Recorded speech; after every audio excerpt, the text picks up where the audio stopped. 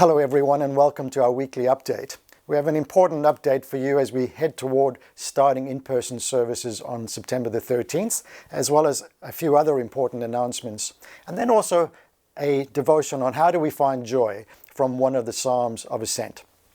So we've communicated that we're reopening services, in-person services, on September the 13th.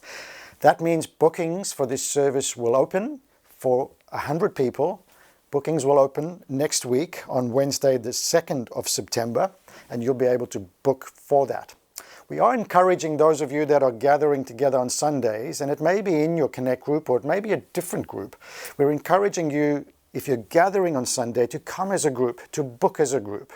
And if you're in a Connect group, we're going to be communicating with you separately to this video. But if you're not in a Connect group, let us know if you're in a group on Sunday, and we'd want to send you a method or explain to you how you can get your group to book to come on a particular Sunday. What we're looking to do is to get people to opt in to say, I'm going to come on the first Sunday of every month or the second Sunday, so we can give others opportunity to come. And we're encouraging groups to come on that same Sunday. So look out for that information that will be coming to you. That's important. Secondly, we want to, as we journey into this space of this decentralized church, we want to welcome a new member to our team. Matt Pampian is joining us as the Director of Worship and Online Church. So he's taking over much of the role that Leighton had, as Leighton focuses his energy on supporting groups, our scattered church.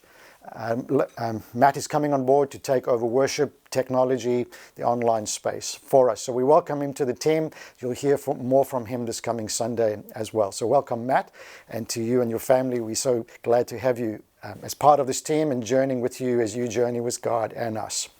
Thirdly, I'd like to say that we have been communicating this discipling journey that we've been on.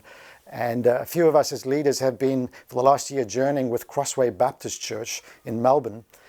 Along this journey, they've been coaching us on how they've learned to do this. So I want to point to a video that they've put together for us so you can understand a bit more about this. I'm just pointing to it in the description below.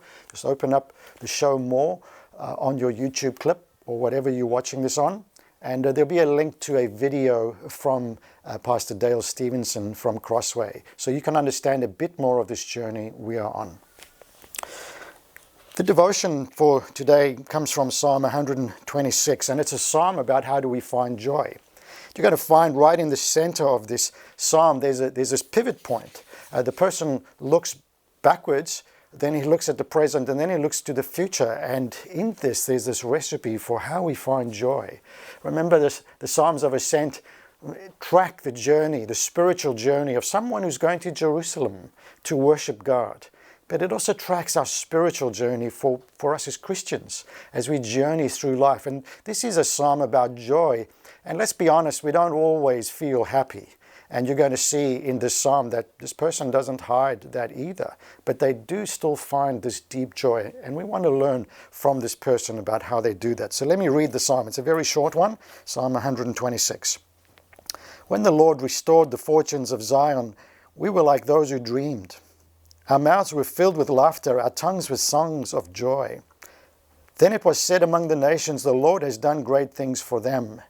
So that's all looking backwards. Now's the present, the center of the psalm. The Lord has done great things for us, and we are filled with joy. Now he's going to look to the future. Restore our fortunes, Lord, like streams in the Negev. Those who sow with tears and will reap with joy. Those who go out weeping, carrying seed to sow, will return with songs of joy, carrying sheaves with them. The psalmist here shows us that joy is not a prerequisite for being a Christian or for somebody who follows God. It's actually a consequence of following God. Sometimes we don't feel happy, but there's a way of centering our lives on God that brings happiness. I want to read to you what Eugene Peterson says about this psalm. There's two extended quotes I want to read because he says it so well. He says, it's not what we have to acquire in order to experience life in Christ, as it is what comes to us when we are walking in the way of faith and obedience. We can decide to live in response to the abundance of God and not under the dictatorship of our own needs. We can decide to live in the environment of a living God and not our own dying selves. We can decide to center ourselves in the God who generously gives and not in our own egos, which greedily grab. One of the certain consequences of such a life is joy, the kind expressed in Psalm 126.